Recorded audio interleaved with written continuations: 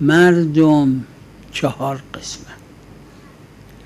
یه قسم اینان که دعا میکنیم، اونایی که موفقن هر روز زیارت عاشورا میخونن که امر شده، تنها زیارتی که امر شده هر روز بخونید زیارت عاشوراست. اینقدر دیگه تو ذهن من.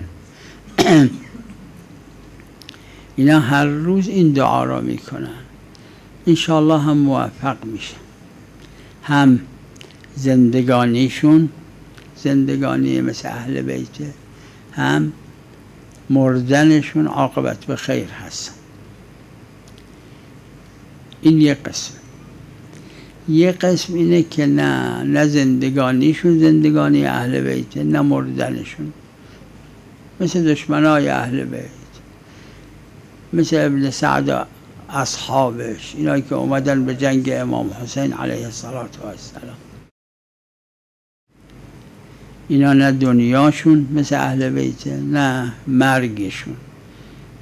شقی فی الدنیا و شقی فی الاخره. این 2 قسم.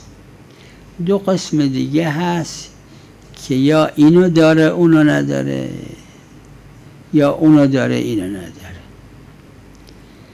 یکی این که دنیاش مثل دنیای اهل بیت نیست، زندگیش با زن و بچهش، با اونی که ازش میخره، اونی که میفروشه، اونی که حکومته، اونی که کارمنده، اون که تاجره، اون که اهل علمه، اون که واعظه، اون که مرجع تقلیده.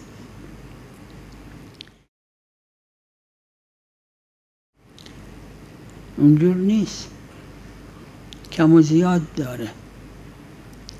به نتیجه نفس اماره به سو درش هست، شیطان هم سر جاش که هست، دنیا و شهوات دنیا و زرق و برق دنیا، اما عاقبت به خیر میشه.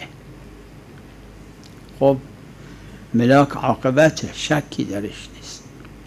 حالا اگر تو اون زندگی ظلمی داشته تصفیه میشه به نتیجه.